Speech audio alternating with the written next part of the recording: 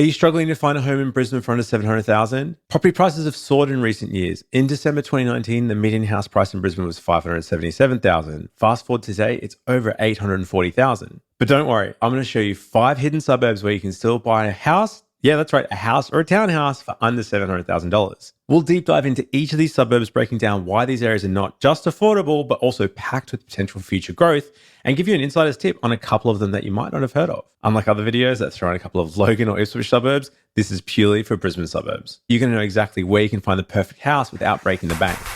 Welcome to the Buying Your First Home podcast, your personal guide through the Australian housing market. Here we tackle the big questions and the small details that come up when buying your first home.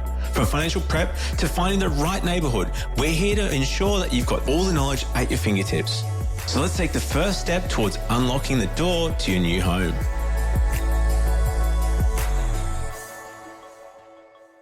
Since COVID, everyone seemed to want a piece of the Brisbane market, especially in those inner and middle ring suburbs. But there just aren't enough homes to go around. In fact, the number of homes up for grabs is 34% below the 5-year average.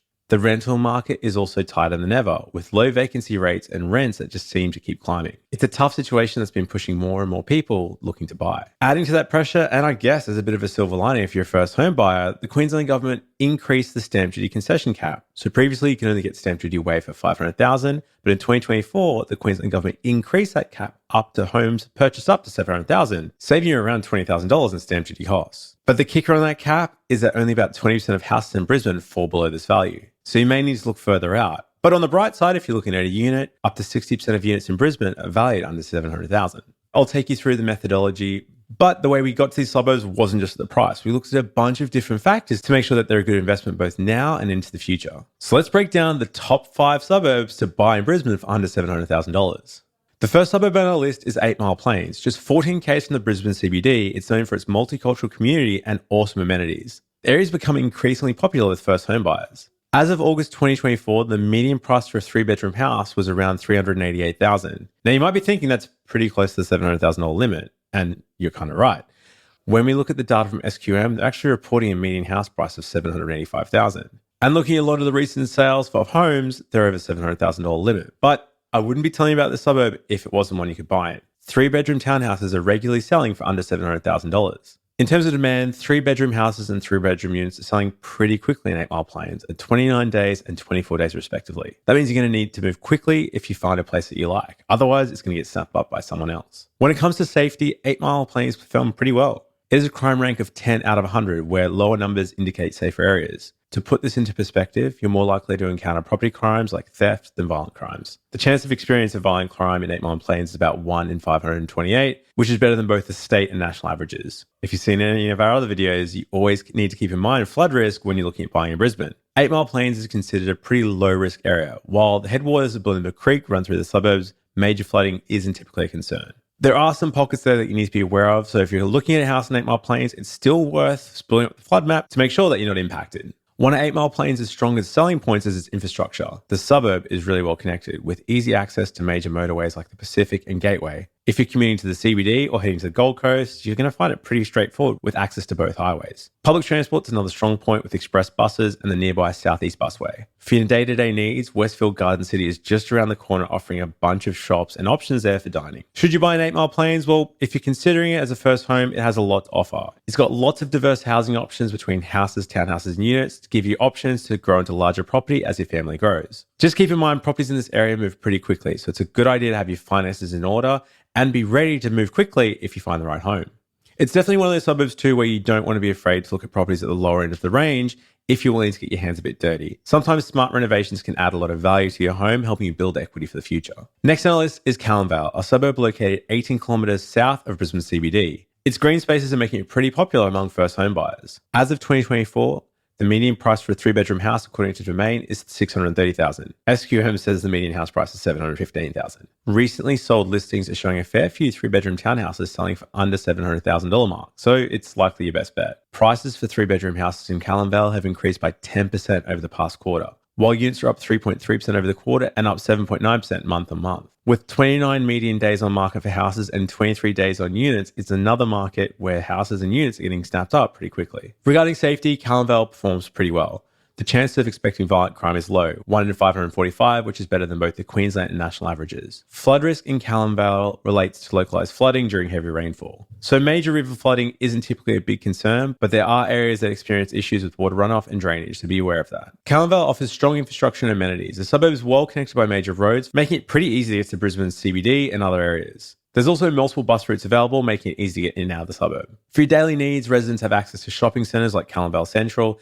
and the suburb has a bunch of different parks and recreational areas, giving you space for community engagement. So if you're thinking about Calamvale for your first home, there's a couple of different factors there to weigh up. There's a good balance of affordability, amenities, and community lifestyle. Units or townhouse is going to be your best bet in the area for under $700,000. Next up is Kuraby, about 16 kilometres southeast of Brisbane CBD. It's known for its community, great transportation, and attractive options for first home buyers. The property market in Kuraby has been pretty dynamic recently. As of August 2024, the median house price for a 3-bedroom house was $630,000 according to Domain. According to SQM, it was $780,000, and this could be why they disagree. Over the past year, we've seen substantial increases in property values, with prices for 3-bedroom houses growing about 50%, including a 20% jump in the past quarter alone. Domain's calculations may not have caught up. The good news is townhouses are regularly selling for under $700,000. For instance, a 3-bedroom townhouse on Alpeta Street recently sold for $632,000, while another one on Allingham recently sold for $550,000. Like the other markets, it's worth noting that properties in Kuraby are selling really quickly.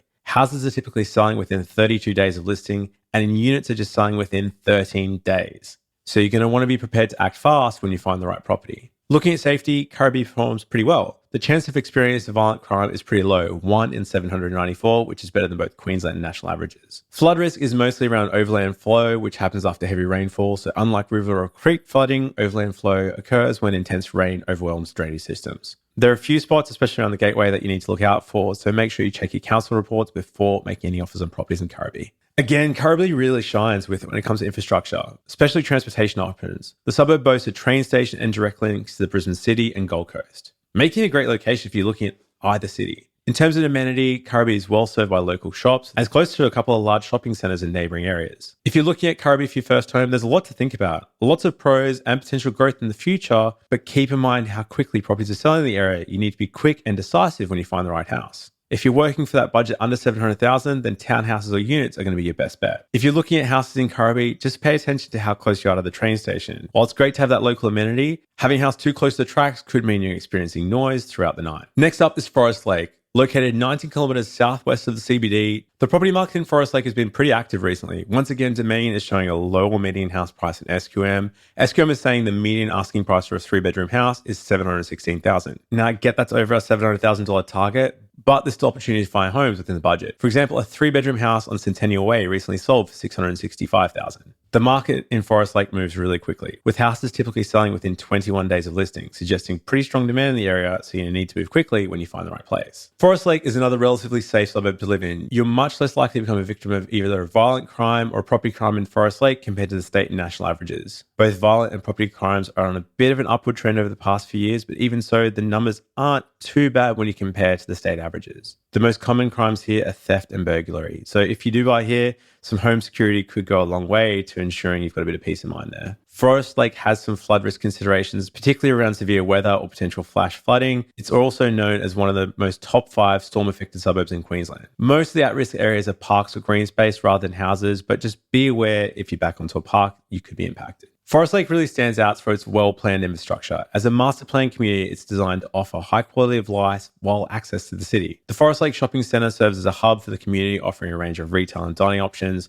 and there's a bunch of different parks and walking trails, giving you stuff to do on the weekend. So should you buy in Forest Lake? There's a lot to do. There's family-friendly environment and heaps of amenities, giving you a lot to think about. While the median house price is still slightly above $700,000, there's still opportunities to buy properties within that budget. Now let's head north to Taigum, a suburb located about 16 kilometres north of Brisbane CBD. Affordability has really been pushing more and more home buyers to the area, so is it worth considering? As of August 2024, Domain reports a median house price of $623,000, but SQM suggests a higher $788,000. Recent sales data shows that there's still opportunities to find homes for under $700,000, particularly townhouses. For example, a 3-bedroom townhouse on Hanford Road recently sold for $652,000, while another on Heathwood Street sold for $649,000. The market in Taigum moves relatively quickly, with properties typically selling within 27 days of listing. Looking at crime data, you don't need to worry too much about safety in Taigum, with lower rates of violent and property crime than the national averages. A slight increase in crime over the past 5 years, but it's still pretty low. Theft is most common here, with a low number of burglaries. Taigum has some flood risk considerations, especially when it comes to creek flooding. Overland flooding looks mostly to be confined to parks around Taigum, but just be aware of it. Make sure, again, you do your flood maps before making any offers. Taigum offers a mix of established infrastructure and ongoing developments. The suburb's pretty well connected to major roads, making commuting to CBD relatively straightforward. There's also public transport, mostly through buses. For daily needs, Taigum's close to several shopping centres, including Taigum Square, and recent and planned developments are expanding the housing options available in Taigum, which could lead to improved amenities in the future. If you're considering Taigum for your first home, there's a couple of different factors to think about. It's relatively affordable compared to some of the neighbours, which could allow you to get into the market sooner. Townhouses present probably the most affordable option under the $700,000 mark and could allow you to get into the market, saving that stamp duty and potentially using the home guarantee scheme. When you're house hunting in Taigum, pay attention to specific areas in the suburb. Some areas might be prone to flooding, others might have better access to public transportation, so I suggest jumping on WalkScore to make sure you get the best of both worlds when you find the right home. Alright, so let's recap those hidden gems. We've explored 8 Mile Plains, Calamvale, Kuraby, Forest Lake, and Taigum, 5 suburbs where your budget can still open doors for under $700,000. Remember that each of these areas offers something unique, from 8 Mile Plains' cultural diversity to Forest Lake's family-friendly atmosphere. There's a suburb here for every lifestyle, but don't just take my word for it. You need to go out and explore these neighbourhoods for yourself. Walk the streets, chat to the locals, and imagine what it's like to live in these actual communities. Now, I know you might be thinking, well, what if prices keep rising? Well, that's exactly why now could be the right time to act for you. With the first home guarantee scheme and the stamp duty concession, this helps get your foot into the door. But I guess overall, here's the most important takeaway. Buying your home isn't just about the property. It's about starting your journey as a home buyer. Really, it's about that first step of building equity, creating stability, and having a place to call your own. With the right information and bit of determination, your dream of home ownership is within reach. Remember, each property journey starts with the first step, so why not make one of these suburbs your home? And if you end up buying one of those suburbs, drop a comment to let us know. At Hunter Galloway, we're the home for home buyers across Australia. If you need any help with finance or working out if you're eligible for a home loan today, hit us up at huntergalloway.com.au. There's no fees for our service, and we'd love to help you buy your first home. And until next time, see you later.